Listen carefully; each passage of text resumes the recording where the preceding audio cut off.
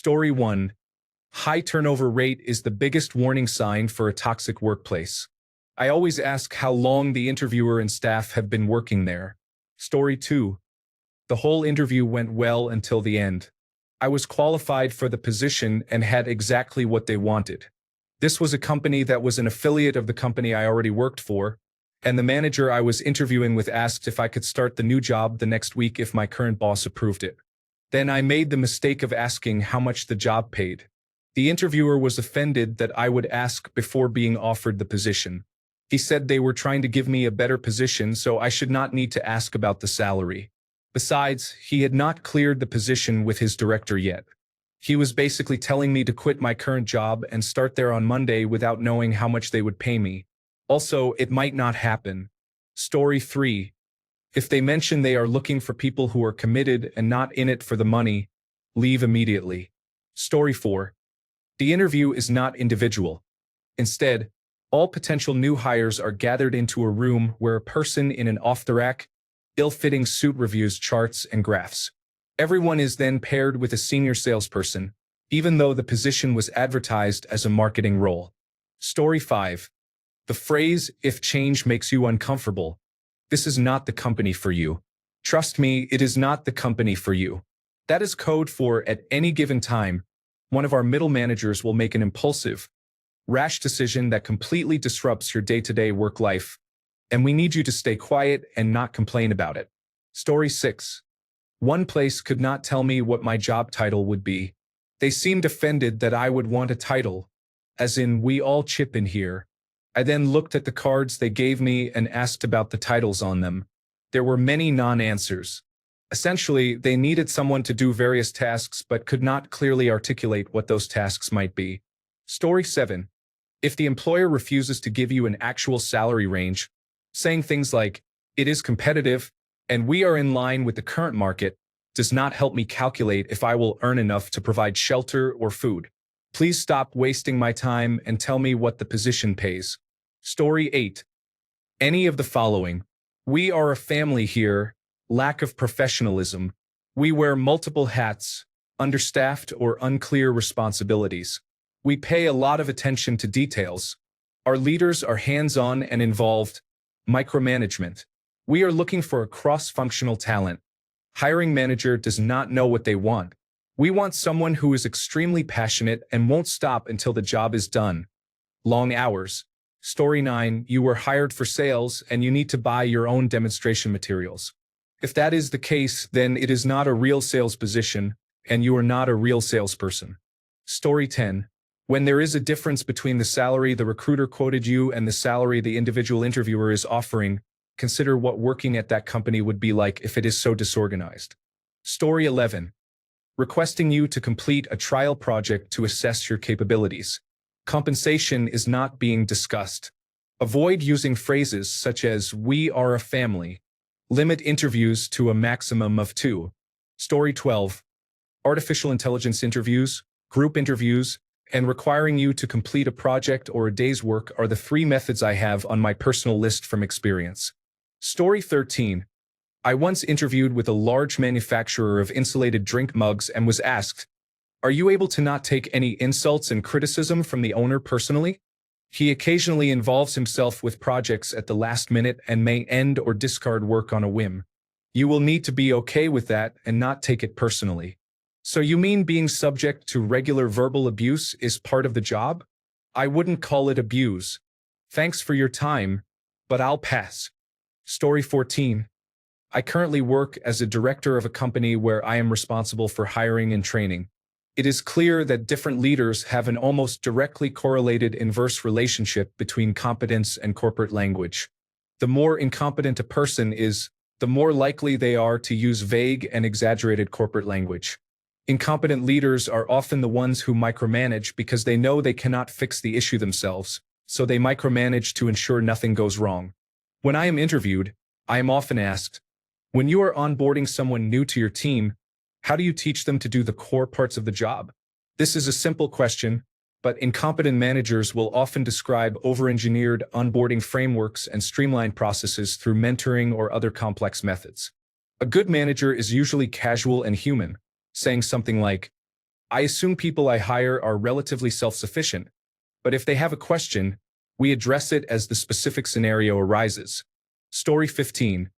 When I asked the interviewer from the computer chip manufacturer what their typical day looked like, I realized the company was struggling financially. They were trying to save money by not having vendor service contracts or purchasing spare parts for their outdated and worn tools. I did not immediately leave, but I was close to doing so. Story 16.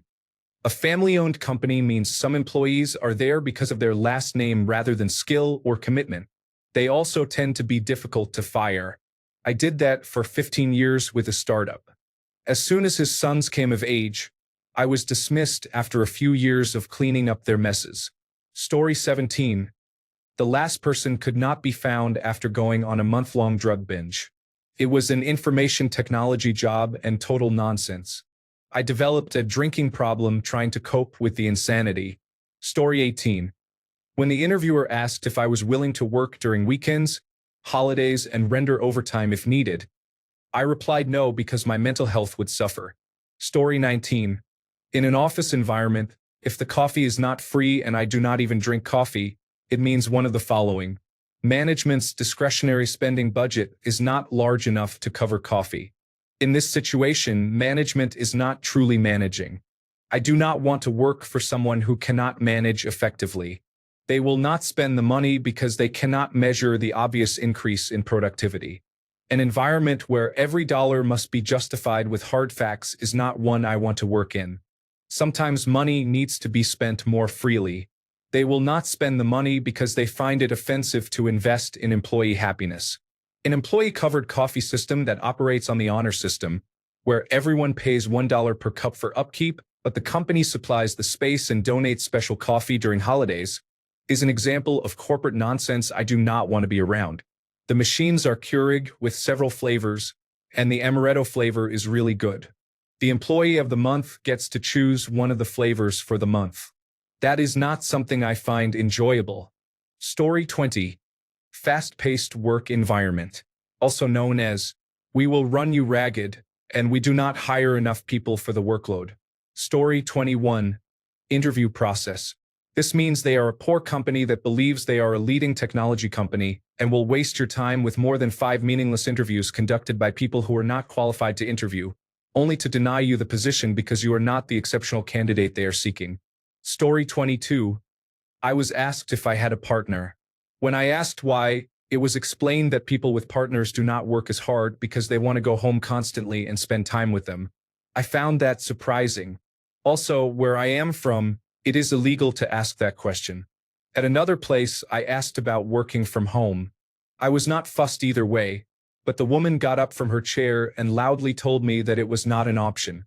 I am glad I never got that job. Story 23.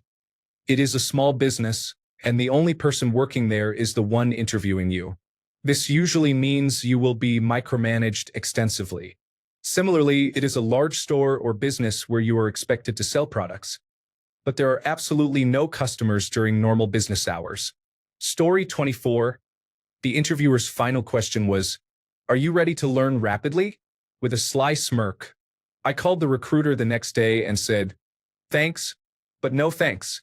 Story 25. I learned that low base, no commission cap is code for, we won't pay you well whenever we can avoid it, and specifically means poor service. The phrase, "we are a family," implies expecting domestic violence. Story 26. I applied for a job, and the chief executive officer stopped the chief information officer halfway and said, "No, wait, I think you'd be better doing something else." Then they asked me to create the job role for them and outline what it would require.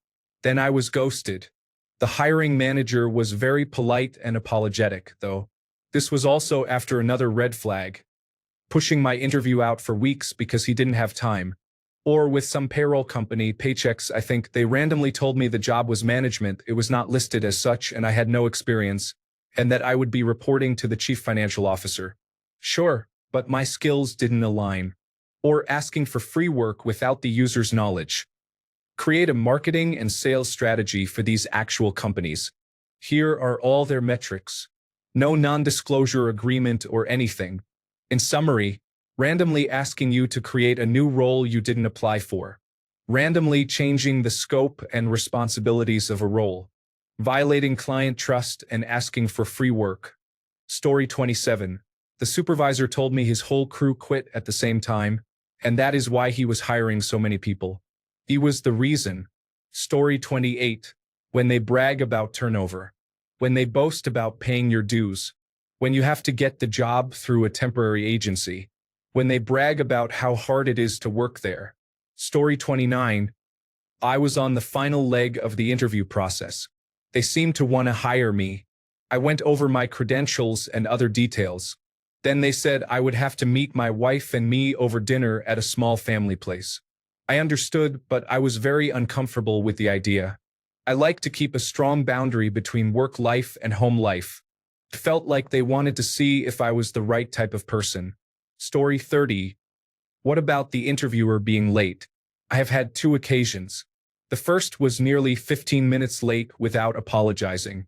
He just walked past me to enter the interview room and expected me to follow without saying anything. The second, with a different company, was nearly half an hour late but apologized because the room was hosting a small conference. The interviewer from the first occasion clearly had an ego throughout the interview. Story 31. We cannot afford to pay you that much, but you will make it up with the end-of-year bonus. As others have said, we are a family. My son is the vice president. He used to work in real estate before he joined us in a technical role for which he has no background. Story 32. I once interviewed for a vice president level role at a construction company. The 2 men interviewing me were visibly stressed and commented on how involved and demanding the owners were.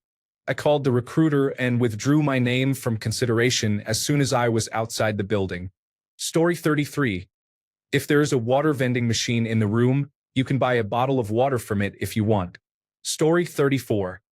When they know you are going through a divorce and tell you, crackers are family food. Happy families. Maybe single people eat crackers. We do not know, and frankly, we do not want to know. Story 35. When they ask illegal questions such as, are you married? Do you have children? Or, what do you think of today's politics? Story 36. When they are too formal, they do not interact with you like a human being but more like a worker, if that makes sense. Story 37. This situation is specific, but when one of your future managers has a mullet, it can be challenging. I almost declined the job because of him, but the main boss was supportive. Unfortunately, she was fired and replaced by the manager with the mullet, who did not remain in the top position for long. Story 38. We've never had anyone quit. This is code for we fire them before they have a chance to leave. It is exactly like someone telling you they have never been dumped for the same basic reason. Story 39. Get in the unmarked white van with no windows. We will take you directly to the interview location. Story 40. We're like a family here. There is a reason why I do not talk to my family. Also saw a Reddit post on this. What is your favorite color? Red or blue? Ours is red. Story 41. When they say they are looking for someone who is dedicated, it usually means you will be overworked. Story 42. I had one pharmaceutical company directly tell me that they would work me like a dog. They then offered me a position 1 grade level lower than the one I applied for and interviewed for, with the opportunity to be promoted in the next 6 months. Story 43. Are you willing to go the extra mile if things are hectic or there is an emergency? There will always be emergencies that require unpaid overtime. Avoid them. Story 44. I know I am not supposed to ask this, but I had someone ask about my children because I had some drawings hanging up behind me. It was innocent and fine but caught me off guard. That was not the issue. What I found out later was that this was a theme in how they managed their team. They knew they should not, but they did anyway. It was not a good thing. Story 45. When they ask if you need a 2-week notice in a condescending tone, it sounds like they really need someone tomorrow for the difficult work and do not want to invest in a valuable employee. They are probably more accustomed to employees leaving without notice than quitting with notice. Story 46. Bait and switch job interviews. Asking you about your salary expectations without telling you their budget means they intend to offer you less. The question, What is one thing you would change about your current or previous workplace? Is not about your ideas. They want to see if you complain about issues similar to those they have. Story 47. Fast-paced work environment means either schedule expectations are impossible or no one knows how to plan effectively. Story 48. For me, it's if the hiring manager is overbearing, not even in a mean way. For example, I accepted an offer with 3 weeks' notice so that I could give notice to my current employer. The hiring manager called me multiple times during that 3-week period to ask how I was doing and if I needed anything, including once when I was in the hospital. It seemed nice at the time, but I realized that it was more of a control move. His management style was micromanagement under the guise of being supportive. The work environment was incredibly toxic with unrealistic standards. The team was severely understaffed with expectations of long hours. I knew I wasn't crazy after one of the people who started after me left within a couple of weeks. I made it 6 months. I resigned without notice for the first time in my career with an email. My boss was out of office, but within minutes of resigning, he was calling me, wondering why I was leaving. It's been 9 months, and it was the best career decision I have made so far. Story 49. I had someone literally ask, "What is the lowest amount you would accept for a salary?" This person also insisted on escorting me to the restroom and waiting outside. This was not a high-security job. It was a particularly unimpressive contract research testing company. Story 50. If they are looking for someone with a good sense of humor who can handle a joke, this means you will hear a lot of offensive language and they do not want you to complain about it. Story 51. When they have to reassign you to a different office because your pay is too high for your current struggling office. Story 52. My favorite question to ask the interviewing team is, what do you like about working for the company? Watch their face, it will be a total giveaway. Listen to their answer. Is it rehearsed or sincere? Story 53. Any iteration of "we need someone who can work well under pressure" and fast-paced environment usually means we want someone who can do the work of 3 people for the pay of 1, with little to no support available, and this place is disorganized and chaotic. Story 54. The job interview went well. It seemed like a good sales position and they liked me. On the way out, a man who worked there warned me not to take the job, saying the turnover was terrible and I would just be blamed for their problems. Thanks for the tip. Story 55. When they ask your birth date and time to calculate if you are astrologically compatible. No, I did not reply to the wrong thread. Story 56. They mention a fast-paced work environment with tight deadlines and guaranteed overtime. I read in another thread that was code for understaffed. I saw a job description like that for a graphic design position at a funeral home. I read the employee reviews and learned the place was severely understaffed, and the overtime resulted from not being able to meet deadlines on time. I have seen the same job posted a few times over the past year, so I think they cannot keep their employees. Story 57. Mandatory arbitration that the company can override with their own policy, meaning the company can ignore the arbitrator. Mandatory clauses that violate state laws. Clauses that prohibit you from reporting safety, wage, or any forms of discrimination. These were 3 separate companies in my last interviews.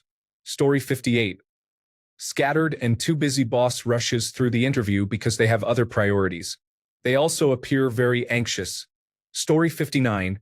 When the posting says, "some overtime," and in the interview they say they have been working mandatory Saturdays for a few months, you know it is because they are short-staffed. Your joining will surely be enough to get back on track. Story 60. To be honest, I would say panel interviews where 3 people interview 1 person are very common. They are so widespread that there is almost no reason to see them as a warning sign.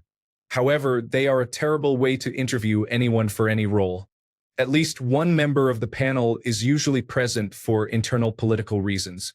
Internal politics, that is, they may feel they do not get enough influence otherwise or something similar. Story 61. When you don't even get called for an interview for 6 months, and then the interviewer lets it slip that the only reason they called you was because the other candidates did not last. That happened to me. I found out after being hired that the first person they hired did not even last a week before saying, "This is not for me," and walking out. The second person was fired for being hostile with a coworker. This was for a technical position, junior systems and network administrator. Allegedly, it was a 50-50 split between frontline help desk and actual technical operations.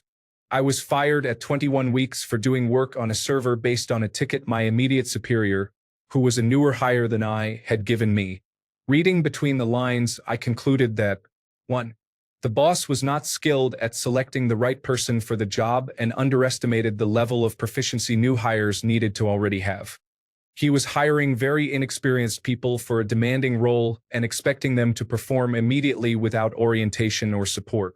The most senior of the junior-level employees was a toxic technician who refused to provide help unless specifically directed by someone of both higher rank and seniority. He also enjoyed trash-talking newer hires from just over the cubicle wall in a tone that let you know he expected you to hear but not confront him. I should have quit and explicitly cited him as the reason. Story 62. When you ask about job duties and they say, "Oh, we all do a little bit of everything around here." Translation: we will ask you to do anything, even if it is not in your job duties. That includes working outside your hours. You will receive no credit for your work, but you will absolutely be left responsible when someone else makes mistakes. Story 63. Treat you like family means we will work you to burn out and pay you only the bare minimum. Story 64. Online they posted how much they were paying. Then the interviewer told me they actually paid far less. I was already thinking no because I had a terrible job and wanted out, but I did the tour of where I would be working anyway. The man who would have been my supervisor would not look me in the eye, did not shake my hand, or say anything to me.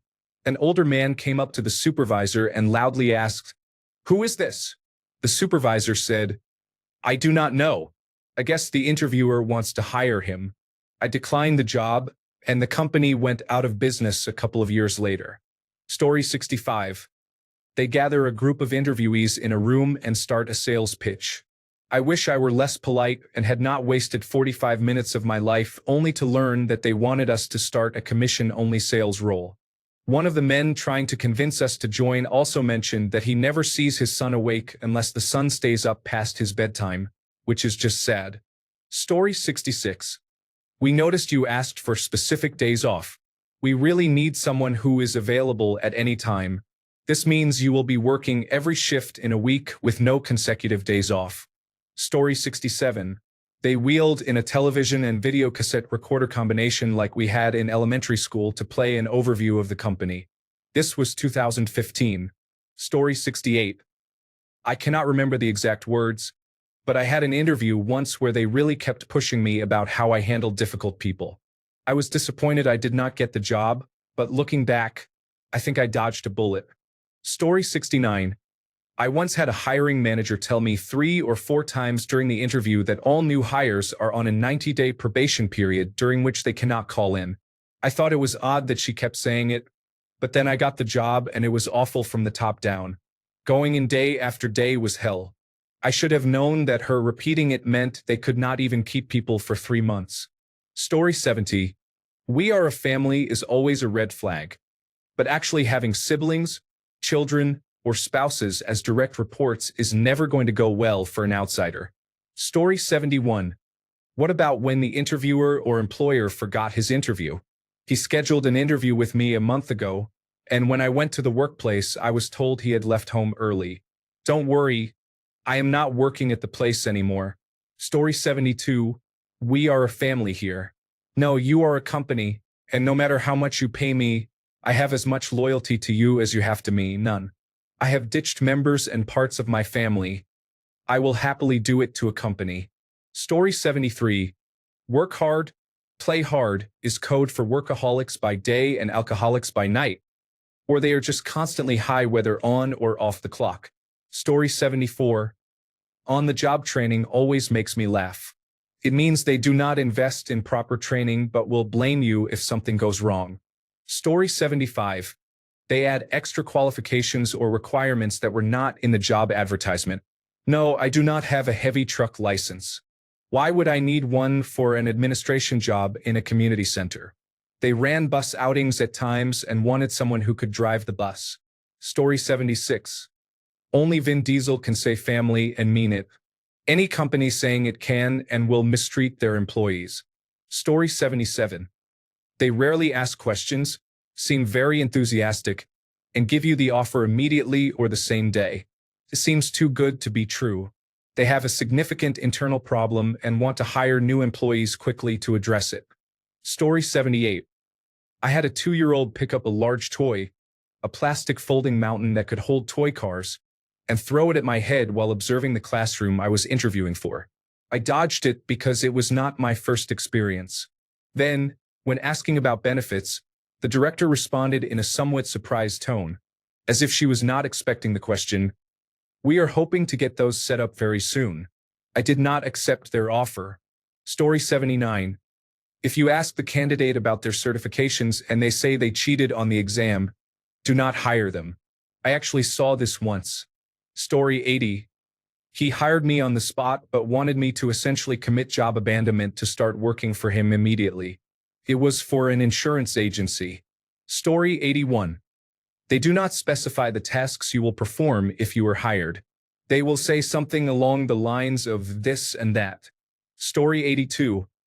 I once joined a job interview with multiple back-to-back mini one-on-one interviews with different people for a United States-based scale-up company.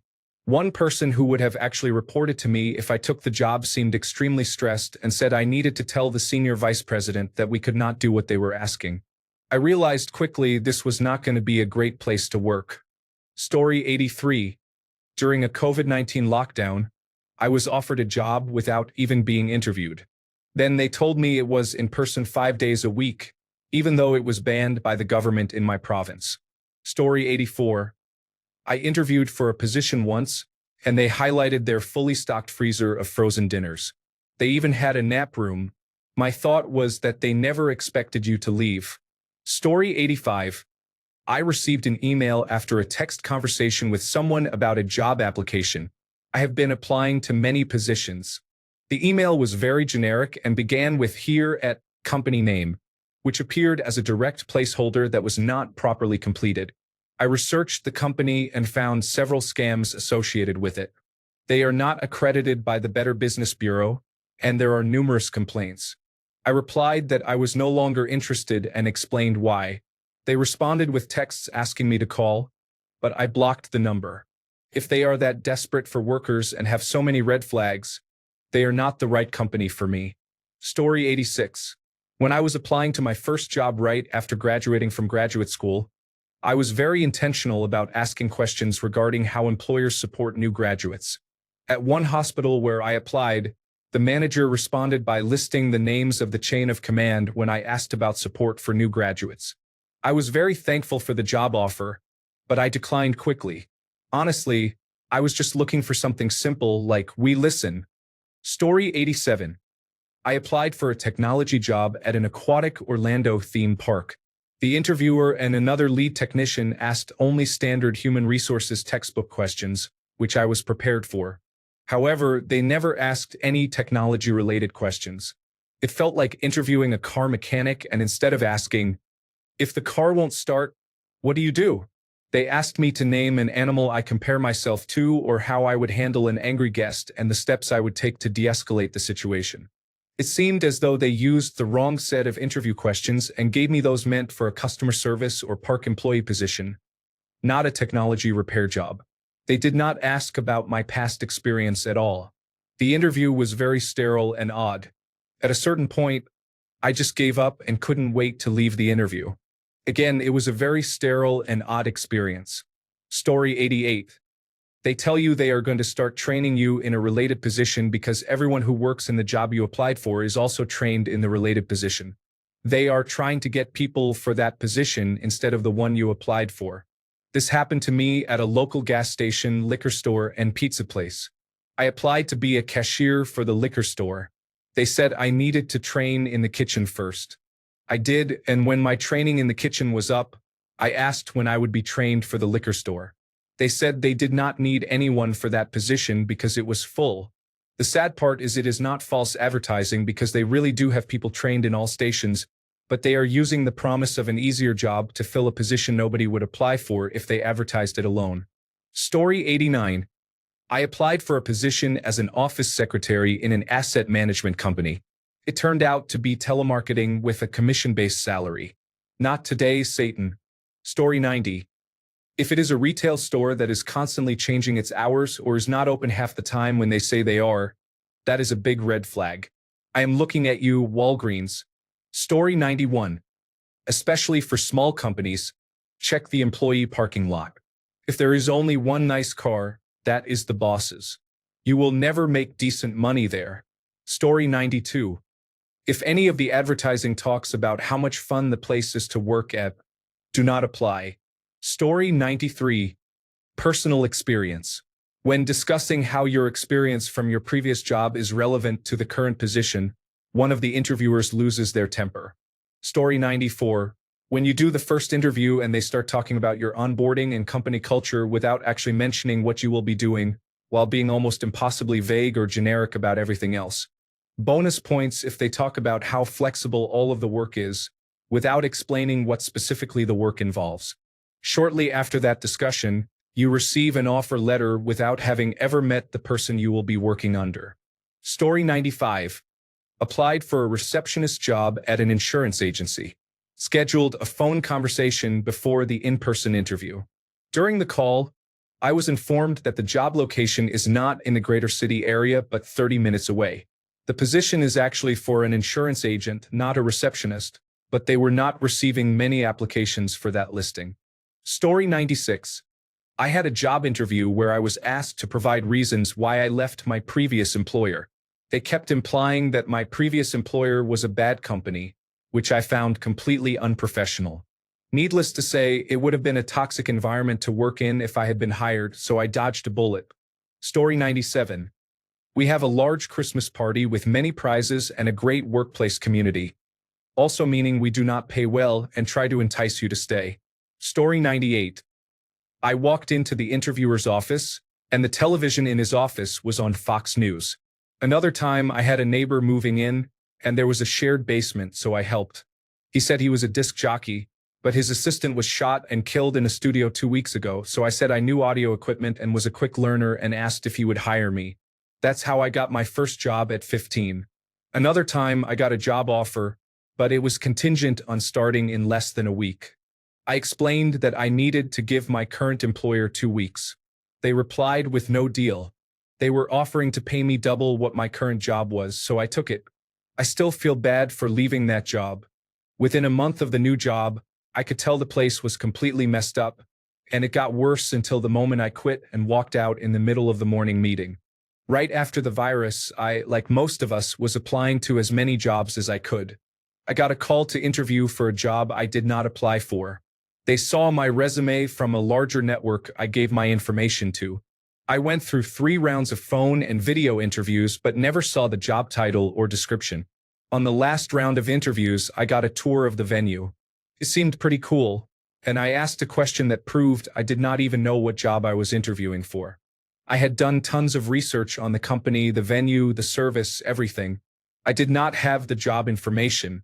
This was in front of the chief executive officer of the company. The answer I got made me realize 2 things. 1, I was not getting this job. 2, I did not want this job. I got a call to say I did not get that job, but they set me up with another place that needed what I do. I did that for 2 years, then went back and did work for the first company for a year. What a terrible situation that was. I quit that place and was much happier. I applied for one place over 20 times for various positions, almost all of which I was qualified for. A couple of years later, an event labor company put me on a gig with that company.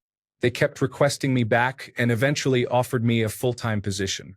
I told them that I had applied many times and asked what was going on. They, 1 hiring manager, 1 branch manager, and 2 project managers, said they never saw any of my applications. I believed them, and they were paying me more than twice what any of those job postings had listed. Story 99. When they have you answer foolish questions such as, if you were a tree, what kind would you be? I will answer, the one falling on you right now, and then leave. Story 100. I've had some unusual experiences over the years. The interviewer asked, how old are your children? and then proceeded to criticize me for not having a spouse or children. Suffice it to say, that was a job opportunity. Story 101. Probably changing the interviewer without notification and also changing the interview type from cultural and experience-based questions to strictly technical questions. This is from a well-known company. Story 102. Being asked how you feel about an occasional work weekend for a 9 to 5 Monday through Friday job. Was approached about a manager position internally. Interviewed but did not get the job for a team that was and still is understaffed, has high turnover, poor processes, poor workflow management, and is a high-stress area. Story 103. I had an interview in a government building. I had driven past it on my way to my previous job for about a year and a half, watching the renovations start and finish. Mid-interview, the power flickered. I asked if that was normal. They said yes. Story 104. I have a friend who just interviewed, and the person arranging it mentioned he needed to wear a suit and tie because we are that sort of company, which is fine. The surprising part is he got offered the job, and when talking to the person making the offer, they kept commenting on his tie and shoes. They mentioned the last person was fired for not wearing a tie to an outside business meeting. I have no problem being dressed formally for an interview or a job in general, but firing someone over a tie seems extreme. Story 105. When you ask for a brief description of the workday and terms like anything else the customer requires, or whatever else is necessary to complete the requirements, or anything the client requests not limited to the posted job description are used, these types of catch-all statements are now prohibited in government contract work. However, a few years ago, such statements often compelled salaried employees to perform tasks far outside the scope of their positions. This also indicates a one-way mentality through the chain of command, which is not only inefficient but has been proven to have a more negative than positive impact on team dynamics and output. Story 106. High rate of staff turnover, the whole family concept. Anywhere that asks you to do a trial shift without advance notice expects you to work without pay unless you are applying for an executive position. Avoid places with overly complicated and drawn-out hiring processes involving 3 or more interviews with additional work or presentations in your own time. Also, avoid employers who do not discuss salary ranges or become offended when you ask about expected compensation. Interviews are a two-way street. As the interviewee, you have the right to ask about salary, vacation time, and benefits. If you are expected to perform certain duties, you should be compensated fairly and reasonably. Story 107. Once, an interviewer, a general contractor for commercial properties, asked me if I had a wife, girlfriend, or kids, or if I was planning on it in the near future. I knew instantly they were planning on working me to death. Story 108. My former boss interviewed a girl who mentioned in the interview that she would need to take a week off every October to protest Halloween. Story 109. I had an interviewer ask me, "Is salary important?" I hated that I had an acceptable reply to that, but I needed a job. Fortunately, they chose someone else and I now have a better job lined up. Story 110. If the interview is so structured that you feel like cattle being run through a chute, it can be very uncomfortable. I had one company advertise one thing and respond to my resume with an extremely detailed set of instructions, including orders not to come early. The interview was very sketchy and turned out to be selling Temu gadgets on the side of the road. On my way out, I saw a girl being herded in the same way I was. Story 111. The interviewer being late is especially frustrating when punctuality and reliability are advertised. I have walked out of an interview twice because of this. I despise people and organizations who live by the do as I say, not as I do standard. Story 112. All questions regarding pregnancy, babies, children, and family are taboo in Spain. My wife went once, and the first question was, "Are you going to get pregnant soon?" She was brought into this awful family company. She worked for 3 months before quitting. She was basically sitting all day at his desk, acting like a bystander. Not once did she sign a document, complete a project, or do anything. My wife tried to quit during the first week because she was literally doing nothing all day. Seeing that we were financially stable, I told her to quit and look for another job. When she tried to quit, the owner offered her more money, but she replied that the problem wasn't the money. She was doing nothing. For someone so used to manipulating people with money, he was furious. After that, it was one disappointment after another. One of the worst moments was when they were reviewing resumes, and the boss told my wife to hire a new guy because he looked in need. He did not hire him to help him, but just because he needed someone to exploit. The last straw was when my wife needed a day off to handle some paperwork. He said, "No one has taken a day off in this company in 20 years. She waited a few days and quit the following week. They acted surprised because they could not fathom someone being paid for doing nothing all day long. Story 113. An old colleague was flown from the United Kingdom to the United States for an interview at Facebook. During the interview, they asked him, "How do you cope working in a shark pool?" He politely declined to continue the process. Story 114. We work hard, we play hard. The job involved door-to-door selling of alarm systems and was located on the other side of the country. I did not bother following up. Story 115. I had an interviewer who did not even show up to the building where the interview was supposed to take place. Does that count? Story 116. When accepting a job from Theranos, yes, that Theranos, my hiring manager told my current manager he was stealing one of his team via a Facebook post. I did not end up taking that job, thankfully. Story 117. We invite you to an assessment center.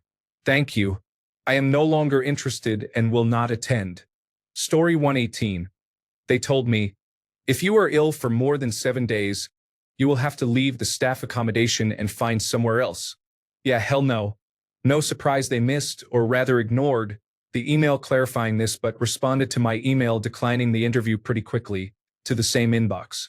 Also, if the recruiter doesn't seem to know anything about the job, do you work for the company or not? Story 119. I had several issues at once. Wrongly accusing people of being late, not listening to them, interrupting the interview to do some work or talk to other applicants, telling applicants that the job can be done by basically everybody, and offering a ridiculously low amount of money. Story 120. For words. Work hard, play hard. If your interviewer says that, run, they will understaff, overwork, expect you to be grateful for the opportunity, and invite you to drink with your rowdy, alcoholic coworkers. Story 121. No mention of the salary range, even in the job posting. I will not apply or speak to recruiters unless a range is provided. Story 122. We want people who want to be part of building something. This means we are all like a family here, and we do not want people motivated only by money. It also means the pay and benefits are not high, and you will be expected to do a lot of work. Your responsibilities will grow without your compensation increasing. Story 123. So many things. Refusing to discuss compensation, turnover, or why the last person left are my top concerns. To me, this usually indicates that once you are in too deep, you will discover those things they did not want you to know at the beginning. Story 124. Anything that reads along the lines of, the chief executive officer or director likes to get involved with things all the time. Is that going to be a problem for you? This is code for, management often makes mistakes without warning. Are you prepared for last-minute overtime and changing goals? Because you will spend more time on this person's unsupported projects than on your actual job, and they will be the worst part of working here. Story 125. When they start focusing on the social aspects of why the job is so great, rather than what the job actually is. If they cannot clearly articulate the job to me, but try to sell me on the staff love the Christmas or summer party. To me, if that is the focus, it is like a used car salesman trying to offload junk. Story 126. If you have to wait for the interview, if you were supposed to meet at 3 and someone does not come to find you for an hour, then I would leave. Story 127. We, at Corpo Corporation, believe that we are one big family. Story 128. 1. Hiring manager rescheduling interview at the very last minute. This means there is a risk that they might not be an available or collaborative manager, and anything you need will be deferred while they go off to their 378th meeting and then forgotten about. 2. Many people saying 6 months here, wow, that is veteran status. I worked for a dreadfully disorganized startup that ended up being exactly as nightmarish as these warnings said it was. But the pay was great, which is why I did not leave after the first 2 months like I should have. 3. Any rudeness, performative alpha behavior, or frostiness. After my experience earning a lot of money somewhere with a poor reputation, friendliness matters much more to me than remuneration does. Story 129. When they hire you on the spot, it shows desperation and indicates that they are short-staffed. Story 130. I had an interview where they asked me about my religion. I accepted the job but completely regretted it. Story 131. The interview lasted a reasonable amount of time with appropriate questions. At the end, they assigned me homework to return in a week. They wanted me to write a draft strategic plan for the company. They called it Try Before They Buy. Story 132. I went into an interview during COVID-19 and the first thing the hiring manager said was, "Oh, you don't need that silly mask here." First red flag. The second red flag was when I asked if there was any training or a training manual that came with a machine I was supposed to use but was never trained on. The response was, "Yeah, you're just going to have to figure it out. There are only two of this machine in our city, and the guy who operates the other one is 80 and retiring soon." The third red flag was when I asked about benefits, and the hiring manager said, "We don't believe in benefits for working. The paycheck is the benefit." I ended the interview then and there and said, "No, this seems super sketchy, and I've had a bad feeling since I showed up. No thanks. I'll find employment elsewhere." As far as I know, the building was condemned for structural integrity issues. The company went bankrupt maybe 3 weeks after my interview, and the owner was charged with negligence since no one who worked there was actually licensed or properly trained on any machinery. Story 133. When they asked me to put my work on their company's LinkedIn even before signing the contract. This was a globally recognized consulting firm that wanted to show their client they had the right team with prior experience in the client's domain. I declined the request regarding LinkedIn but had to take the role due to desperation despite it being a red flag. I ended up resigning a few weeks later due to extreme micromanagement from leadership and other dysfunctions. Story 134. I had a phone interview a while ago. I asked the recruiter about the company culture and how they liked their job. They were in a remote work-from-home position, so they couldn't answer. The position I was applying for was in the office. They also told me that even though I have a bachelor's degree in that field and over 3 years of experience, none of it counted. They would only offer me the lowest salary range. The offer was too low, so I did not accept it. Story 135. I was in my 20s, and the person I was interviewing with would not make eye contact with me and kept rubbing his crotch the entire time. People who worked there advised me not to work there as I was arriving and leaving. Story 136. I see you do not have this diploma from school. After 30 years of professional experience, being told about school level instead of proven experience is a red flag. I am leaving the interview. Thanks a bunch for sticking around till the end of the video. Remember to subscribe, and until next time, stay awesome and goodbye.